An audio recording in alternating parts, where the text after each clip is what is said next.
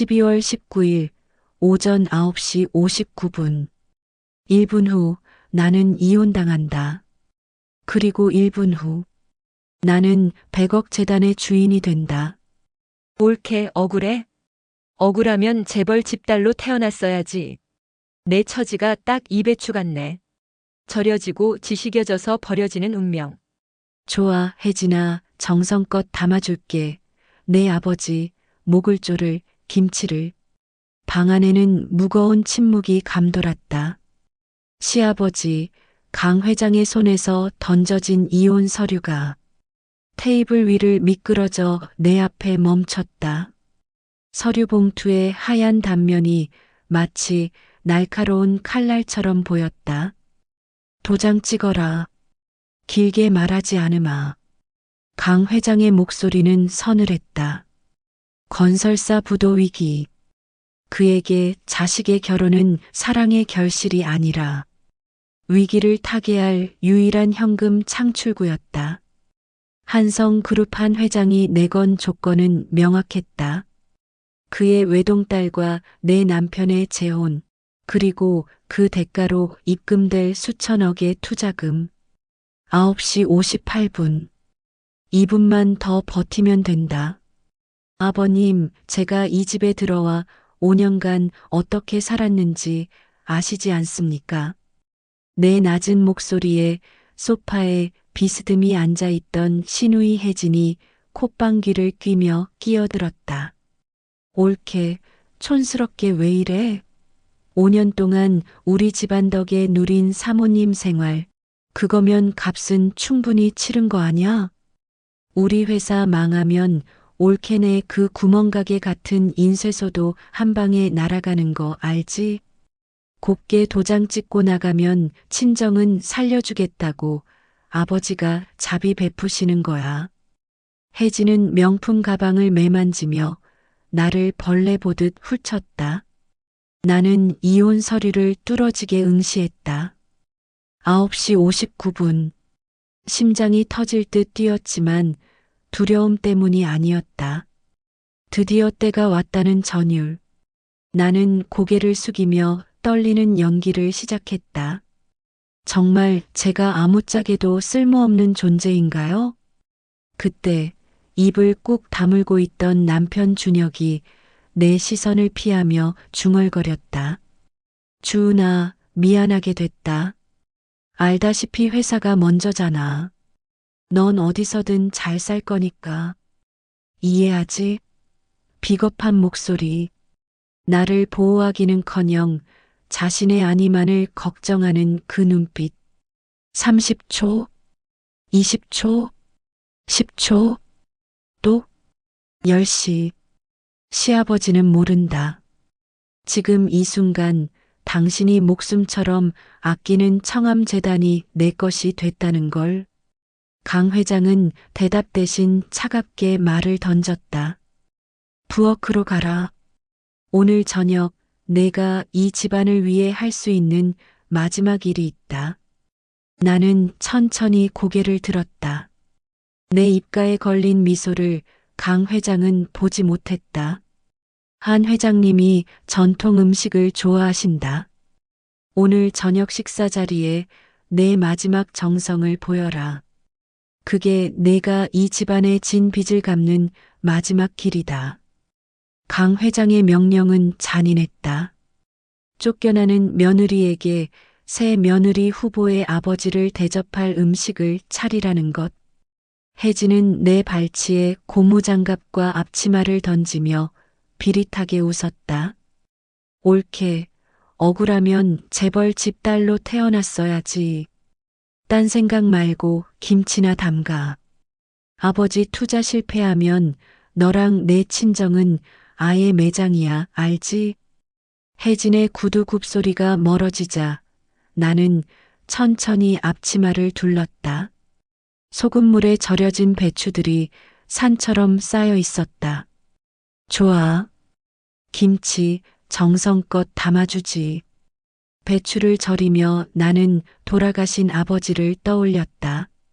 주은아, 아빠가 김치 맛있게 익으면 갈게. 그게 아빠의 마지막 목소리였다. 나는 배추를 한 포기씩 들어 올리며 속으로 세기 시작했다. 강 회장의 횡령 증거, 혜진의 불법 유출 기록, 박 비서가 확보한 녹취록, 양념을 바르는 내 손은 떨리지 않았다. 20년을 기다렸다. 5년을 참았다. 이제 단 하루 12시간만 더 견디면 된다. 부엌 창문 너머로 본가의 거실이 보였다. 강 회장이 전화기를 붙들고 다급하게 누군가를 설득하고 있었다. 아마 한 회장일 것이다. 지금 제가 담그는 이 김치 한 포기 한 포기가 당신 목을 조를 밧줄이 될 거라는 걸. 당신은 모르겠죠, 아버님. 이게 너희를 무덤으로 보낼 제사 음식이 될 테니까. 나는 스마트폰을 꺼내 짧은 문자를 보냈다. 박 비서님, 12월 19일 10시. 할머님, 유언 발효 완료. 오늘 새벽 2시 뒷문에서 뵙겠습니다. 모든 서류 준비해 주세요. 답장이 즉시 왔다. 네, 상속녀님. 청암재단 완전 이전 완료. 강 회장은 아직 모르는 상태입니다. 새벽 2시에 뵙겠습니다. 새벽 2시. 어둠 속에서 대기하던 검은 세단이 라이트를 켰다. 강 회장의 충복이었던 박 비서가 차에서 내려 내게 깊숙이 허리를 숙였다. 상속녀님 축하드립니다. 오늘 자정부로 청암재단의 실소유자는 상속녀님입니다. 이 서류는 할머님이 20년 전부터 준비하신 증거들입니다. 강 회장이 외조부님 유산을 횡령한 모든 기록이 담겨 있습니다. 나는 서류를 넘겨받았다. 두툼한 파일 속에는 강 회장의 범죄 증거가 빼곡했다.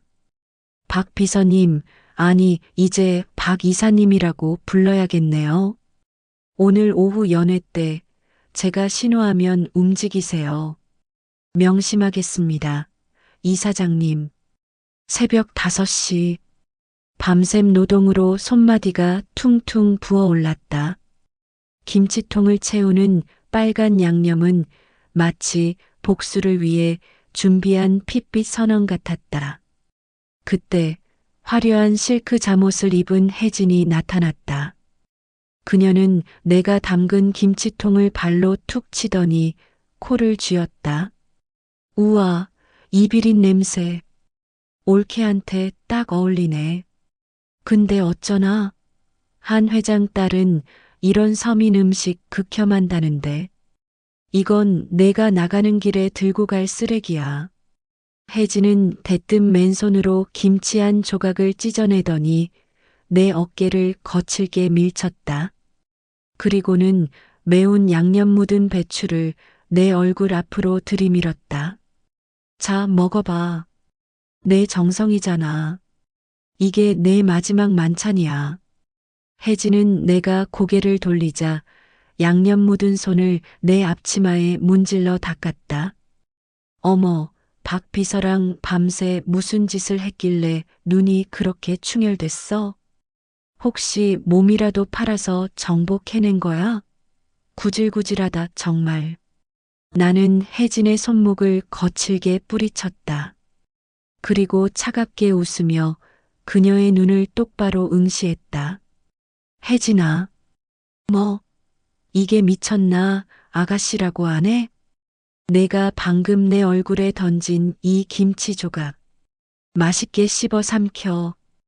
이게 마지막이 될 테니까. 너희 가족의 마지막 만찬. 혜진이 어이없다는 듯 코웃음 쳤다. 옳게 미쳤나 봐. 쫓겨나는 주제의 허세는. 나는 대답 대신 세면대로 가서 얼굴을 씻었다. 거울에 비친 내 모습. 입가에 묻은 빨간 양념 자국. 나는 양념 묻은 손가락으로 거울에 글자를 썼다. 12월 19일 D-Day. 그때 뒤에서 작은 기침 소리가 들렸다. 휠체어를 탄 시어머니가 부엌 문 앞에 계셨다. 강 회장이 10년 전부터 별채에 가둬둔 그분. 놀라서 돌아보는 내게 시어머니가 떨리는 목소리로 말씀하셨다. 주은아, 오늘이지? 어머니, 왜 나오셨어요? 아버님이 보시면. 시어머니는 고개를 저으셨다. 10년을 기다렸다. 저 인간이 무너지는 걸 보려고. 주은아, 내가 우리 어머님, 그러니까 내 시할머니의 뜻을 이어받은 거 나도 알고 있어. 시어머니가 내 손을 꼭 쥐셨다. 양념 묻은 손이었지만 어머니는 개의치 않으셨다. 이 김치 다 담그면 나도 데려가 줄 거지? 저 별채에서. 눈물이 핑 돌았지만 나는 꾹 참았다. 네, 어머니. 오늘 저녁이면 어머니도 저도 다시 사람이 됩니다. 시어머니는 빙그레 웃으시며 휠체어를 돌려 다시 별채로 향하셨다. 그 뒷모습을 보며 나는 다짐했다. 오늘 무너뜨릴 건 강 회장만이 아니다. 이 집안에 썩은 모든 것이다. 혜진아, 넌 아직도 모르는구나. 내가 방금 내 얼굴에 던진 그 배추 조각이 너희 아버지 목을 조를 밧줄이 될 거라는 걸. 주은아, 5년만 견뎌라. 그럼 내가 진짜 주인이 된다. 5년 전 할머니가 내게 하셨던 말씀. 할머니, 저 견뎠습니다. 이제 시작입니다. 강 회장은 한성그룹 한 회장 앞에서 비굴할 정도로 허리를 굽히고 있었다. 테이블 위에는 부도위기에 강산건설을 살릴 유일한 동아줄인 청암재단 부지 담보 설정서가 놓여 있었다. 한 회장님, 이 땅은 제 선친 때부터 지켜온 가문이 뿌리입니다. 믿고 투자해 주십시오. 강 회장의 파렴치한 거짓말에 연 회장 뒷문이 거칠게 열렸다. 단정한 수트 차림의 주은이 박 비서를 대동하고 성큼성큼 걸어 들어왔다. 가문의 뿌리라니요, 아버님. 남의 가문 뿌리를 뽑아다가 제 집 앞마당에 심어놓은 게 언제부터 아버님 것이 되었습니까? 주은의 서늘한 일갈에 장내의 시선이 집중되었다. 혜진이 기겁하며 달려왔다. 이 미친년이 여기가 어디라고. 야, 박 비서. 뭐해? 2년 당장 안 끌어내고. 하지만 박 비서는 혜진의 손을 가볍게 쳐내며 주은의 뒤에 꼿꼿이 섰다. 주은은 강 회장의 눈앞에 낡은 사진 한 장과 누렇게 바랜 서류 뭉치를 던졌다. 20년 전 우리 할아버지 사고사로 위장해 돌아가셨을 때 아버님이 관리인 직인 도용에서 빼돌린 상속 자산 목록입니다. 그 자금으로 지금의 강산 건설 세우셨죠? 강 회장의 얼굴이 순식간에 흑빛으로 변했다. 네, 내가 그걸 어떻게? 제 머릿속에 5년 전 그날의 기억이 선명하게 떠올랐다. 요양병원 복도 소독약 냄새가 진동하는 그곳에서 휠체어를 탄 시할머니가 떨리는 손으로 내 손을 꼭 쥐셨다. 주은아, 내가 죽으면 너 혼자가 될까봐 무섭구나. 하지만 할머니가 선물을 하나 남겨줄게. 할머니, 무슨 말씀이세요? 할머니는 주변을 살피시더니 작은 목소리로 말씀하셨다. 12월 19일. 내가 이 집에 들어온 지 5년째 되는 날. 그날이 오면 변호사가 찾아올 거야. 청암재단. 그건 원래 내 외할아버지 것이었어. 강 회장이 훔쳐간 거야.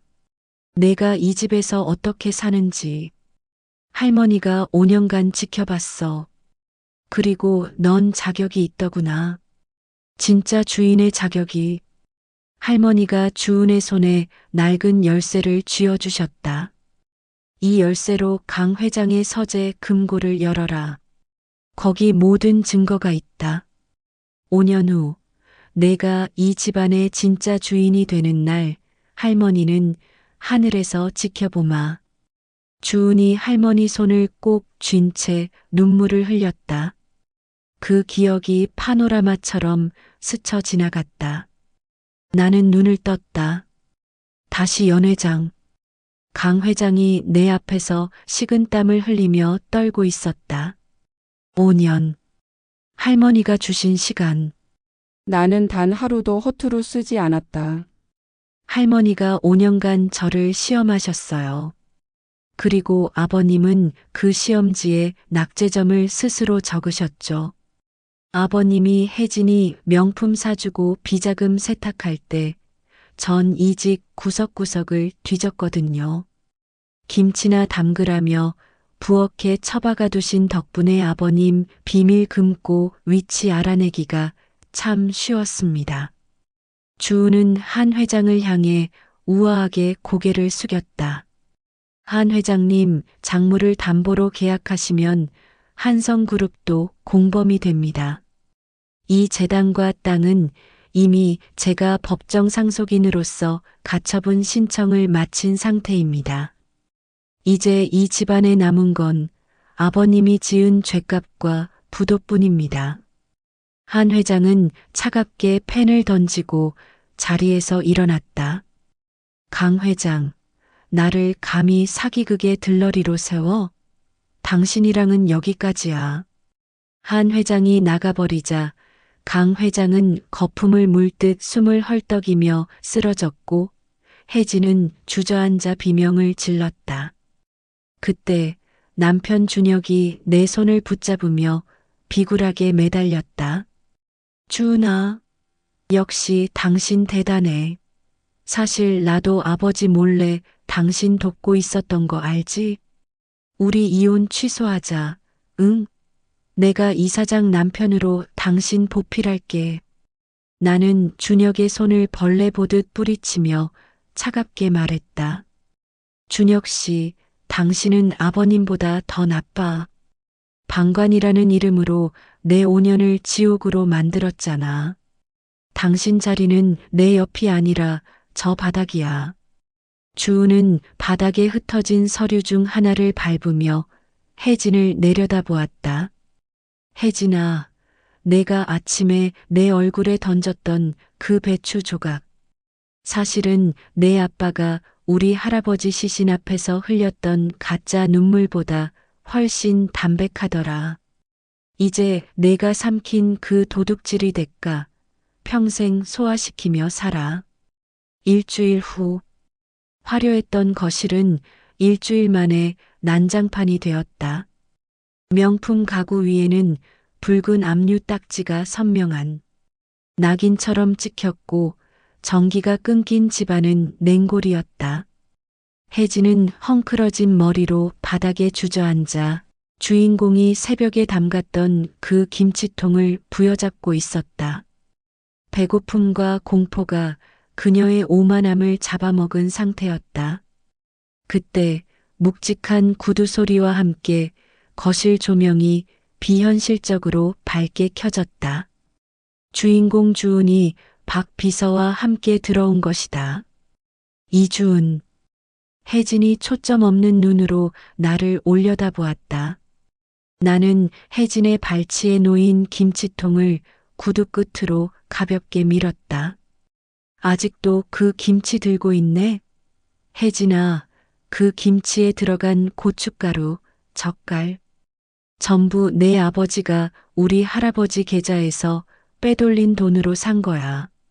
내 입엔 참 달았겠지만 나한테는 피냄새가 나던데. 살려줘. 옳게, 제발. 혜진이 떨리는 손으로 김치를 집어들었다. 양념이 손가락 사이로 흘러내렸다. 그녀는 그 배추를 입에 넣으려다 멈췄다. 손이 떨려서 입까지 가지 못했다. 일주일 전, 이 김치를 내 얼굴에 던지며 비웃던 그 여자는 어디 갔을까? 먹어. 혜진아, 내가 일주일 전에 나한테 한 말 기억나? 내 정성이잖아. 자, 먹어봐 라고 했잖아. 혜진은 떨리는 입술로 배추를 한 입 베어 물었다. 매운 양념이 입안을 태웠다. 그녀는 씹지도 못한 채 눈물만 흘렸다. 나는 그 모습을 가만히 지켜봤다. 분노도 동정도 없었다. 그저 차가운 관찰만 남아 있었다. 혜진아, 그 김치 맛이 어때? 일주일 전엔 맛있다고 했잖아. 올케 인생이랑 똑같이 질척거린다고 했지. 맞아. 질척거려. 내 인생도 이제 똑같이 질척거리게 될 테니까. 혜진은 배추를 뱉어내며 바닥을 기어내게 다가왔다. 하지만 나는 한 걸음 뒤로 물러섰다. 나는 그런 혜진을 차갑게 내려다보며 거실 한복판에 있는 강 회장의 대형 초상화 앞으로 걸어갔다. 아버님, 아니 강 회장님. 나오시죠. 숨어 계시기에 이 집은 이제 너무 좁지 않나요? 서재 문이 떨리며 열리고 초췌해진 강 회장이 모습을 드러냈다. 그는 내 앞에 털썩 무릎을 꿇었다. 한때 건설업계를 호령하던 거물은 이제 그저 늙고 비겁한 도둑에 불과했다. 주은아, 내가 눈이 멀었었다. 내 외조부 유산, 그거 다 돌려주마. 내 지분도, 이 집도 다 내 거야. 그러니 제발 구속만은, 우리 혜진이 앞날만은. 아버님, 나는 그의 말을 잘랐다. 강 회장이 갑자기 비틀거리며 일어섰다. 그의 눈에 광기가 서렸다. 좋아, 이주은. 내가 이기는 거 인정한다. 하지만 강 회장이 주머니에서 낡은 사진 한 장을 꺼내 내 앞에 던졌다. 내 친정 아버지. 내 아버지가 왜 사고로 죽었진지 알아? 내 심장이 얼어붙었다. 내가 죽였어. 내 외조부 유산 가로채는 거 눈치챈 내 아버지. 브레이크 고장으로 위장했지. 그러니까 넌 아버지 원수 사위 집안에서 5년을 산 거야. 혜진이 아버지를 말렸다. 아빠, 정신 차려. 지금 무슨 소리를. 하지만 강 회장은 미친 듯이 웃었다. 이주은, 내가 아무리 날 무너뜨려도 넌 평생 이 죄책감 안고 살 거야. 왜 진작 눈치채지 못했냐고. 왜 5년이나 이 집에 있었냐고. 나는 떨리는 다리로 강 회장 앞에 섰다. 당신이 우리 아빠 죽인 그날부터 나한테 김치는 음식이 아니라 칼날이었어. 매일 배추를 찢으며 당신들 목을 치는 상상을 했고 양념을 버무릴 때마다 당신들 피눈물을 생각했어. 이제 그 칼날 당신들이 삼켜. 주먹을 쥔 손에서 피가 날 정도였다. 하지만 나는 웃었다. 차갑고 서늘하게. 감사합니다, 아버님. 덕분에 제가 검찰에 넘길 혐의가 하나 더 늘었네요. 횡령, 사기, 권력 유착, 그리고 이제 살인교사. 강 회장의 얼굴이 하얗게 질렸다. 지금 녹음됐나? 나는 가슴에 찬 작은 녹음기를 꺼내 보였다. 5년 전부터 항상 차고 다녔어요. 언젠간 아버님이 실수하실 줄 알았거든요. 그리고 박 이사님. 아버지 교통사고 당시 블랙박스 영상 확보하셨죠? 박 비서가 고개를 끄덕였다. 네, 이사장님. 정비소 CCTV에 강 회장이 브레이크 라인 자르는 장면까지 확보했습니다. 강 회장은 그제야 깨달았다. 자기가 마지막 발악으로 던진 진실이 자기 무덤을 판 것이라는 걸. 그리고 박 비서가 내민 서류 한 장을 그의 앞에 내려놓았다. 돌려주시는 게 아니라 제가 되찾아온 겁니다. 그리고 혜진이 앞날 걱정하시는데 걱정 마세요. 혜진이가 유학 시절 재단 자금을 불법 유출한 증거, 그리고 아버님이 이를 은폐하려고 권력과 유착했던 녹취록까지 세트로 검찰에 넘겼거든요. 두 분 외롭지 않게 나란히 들어가시게 될 거예요. 강 회장의 눈동자가 뒤집히며 그대로 바닥에 고꾸라졌다. 혜진은 김치통을 놓친 채 꺽꺽거리며 울음을 터뜨렸다. 나는 뒤를 돌아 박 비서에게 짧게 명령했다. 박 이사님, 여기 청소 좀 해주세요. 도둑놈들 냄새가 너무 심해서 도저히 못 있겠네요. 아, 그리고 저 김치통은 쓰레기차에 던져버리세요. 이제 이 집안에서 비린내 나는 건 저 사람들 뿐이니까. 나는 단 한 번의 뒤돌아봄 없이 저택을 빠져나왔다. 대문 밖에는 겨울밤의 차가운 공기가 기다리고 있었다. 박 비서가 차 문을 열며 나직하게 물었다. 이사님, 이제 정말 끝났습니다. 기분이 어떠십니까? 나는 밤하늘을 올려다보았다. 20년 전 할아버지의 장례식 날 내리던 그 차가운 눈이 다시 내리고 있었다. 아니요, 박 이사님. 이제 시작이에요. 썩은 뿌리를 뽑았으니 이제 진짜 제 꽃을 피워야죠. 차에 올라타는 내 등 뒤로 멀리서 사이렌 소리가 들려왔다. 도둑들의 잔치가 끝나고 진짜 주인의 아침이 밝아오고 있었다.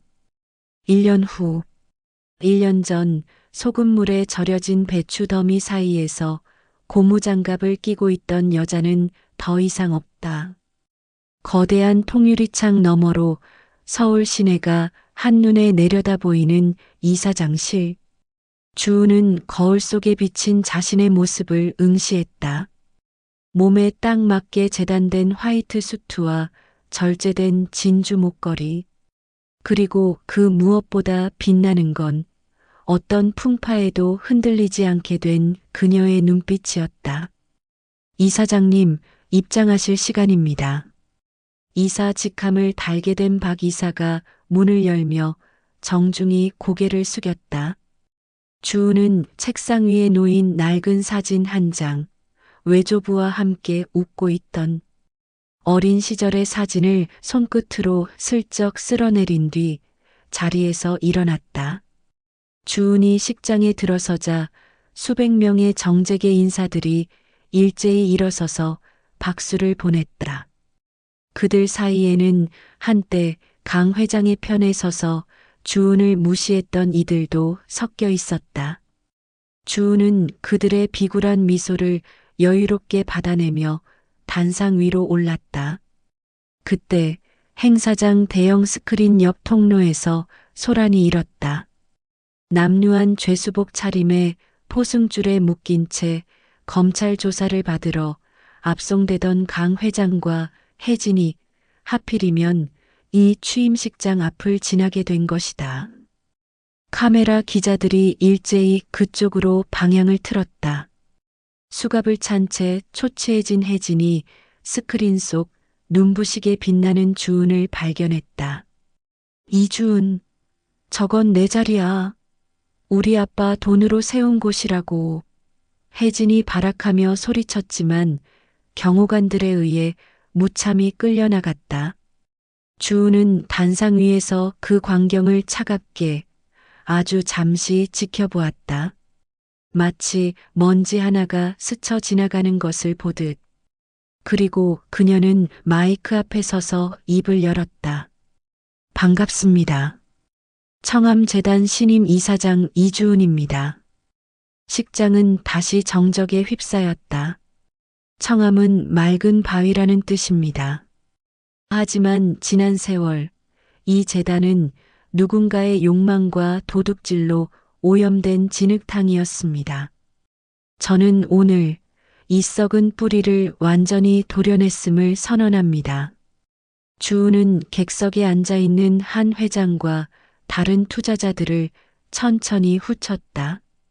이제 청암은 기생하는 가문이 아닌 상생하는 가치를 위해 움직일 것입니다. 저를 며느리가 아닌 하녀로 부렸던 그들이 틀렸음을, 그리고 진짜 주인이 누구인지를 저는 결과로 증명하겠습니다. 누군가는 제게 김치나 담그라고 했습니다. 예, 그래서 저는 세상을 절여버릴 김치를 담갔고 오늘 그 맛을 여러분께 보여드리고자 합니다. 부패한 것들은 사가 없어지고 진심은 익어가는 법이니까요. 연설이 끝나자 폭발적인 박수가 터져나왔다. 주은은 무대 아래에서 휠체어를 타고 자신을 대견하게 바라보는 시어머니에게 다가가 무릎을 낮추고 손목에 직접 준비한 카네이션을 달아드렸다. 어머니, 이제 이 집의 진짜 주인은 저예요. 아무도 어머니를 별채에 가두지 못할 거예요. 시어머니가 주은의 손을 꼭 잡으며 눈물을 흘렸다. 카메라 플래시가 터지는 가운데 주은은 환한 미소를 지었다. 식장을 빠져나가는 주은의 뒤로 박 이사가 따라붙었다. 이사장님, 오늘 저녁 일정은 어떻게 하실까요? 주은은 잠시 멈춰서서 노을이 지는 하늘을 바라보았다. 붉게 물든 하늘이 마치 그날 새벽의 김치 양념 같았지만 이제 더 이상 비린내는 나지 않았다. 박 이사님, 오늘 저녁엔 김치 말고 아주 비싼 샴페인을 마시고 싶네요. 이 집안에서 가장 비싼 걸로요. 주은의 당당한 발걸음 소리가 복도를 울렸다. 시누이의 잔소리도 시아버지의 압박도 사라진 그곳엔 오직 자신의 이름을 되찾은 한 여자의 찬란한 시장만이 남아 있었다. 2년 후, 혜진은 모든 연줄이 끊긴 채 사회의 그늘 속으로 사라졌다. 어느 겨울날, 무료 급식소 앞에 긴 줄이 늘어서 있었다. 그 줄 끝에 남루한 파카를 입은 여자가 고개를 숙인 채 서 있었다. 혜진이었다. 그때 급식소 입구에서 익숙한 목소리가 들렸다. 올해도 10만 포기를 담가 전국의 독거노인 분들께 전달할 예정입니다. 혜진이 고개를 들었다. 급식소를 후원하러 온 이주은. 카메라 플래시 세례 속에서 환하게 웃고 있었다. 혜진은 재빨리 고개를 숙였다. 하지만 이미 늦었다. 주은이 천천히 혜진 앞으로 걸어왔다. 급식소 자원봉사자들이 수군거렸다. 저 사람 누구예요? 강 회장 딸이잖아. 감옥 갔다가 나온. 주은이 혜진 앞에 멈춰 섰다. 두 사람의 눈이 마주쳤다. 혜진이 떨리는 목소리로 말했다. 옳게. 주은은 대답 대신 자원봉사자에게 말했다. 이분께도 김치 한 포기 더 챙겨드리세요. 그리고 혜진을 향해 조용히 말했다. 맛있게 드세요. 그리고는 돌아서서 떠났다. 혜진은 손에 쥐어진 김치 봉지를 바라봤다. 빨간 양념이 비닐 사이로 비쳤다. 그 순간 2년 전 그 새벽. 부엌에서 주은이 밤새 담갔던 그 김치. 자기가 주은의 얼굴에 던졌던 그 배추. 모든 기억이 파노라마처럼 스쳐 지나갔다. 혜진은 그 자리에 주저앉아 소리 없이 울었다. 김치 봉지를 꼭 안은 채. 반면 이주은은 대한민국에서 가장 영향력 있는 여성 기업인이자 자선가로 우뚝 섰다. 매년 겨울 상속녀의 김장 행사를 열어 수만 명의 사람들에게 희망을 전했다. 그리고 그날도 주은은 김장통 앞에 서서 배추를 절이고 있었다.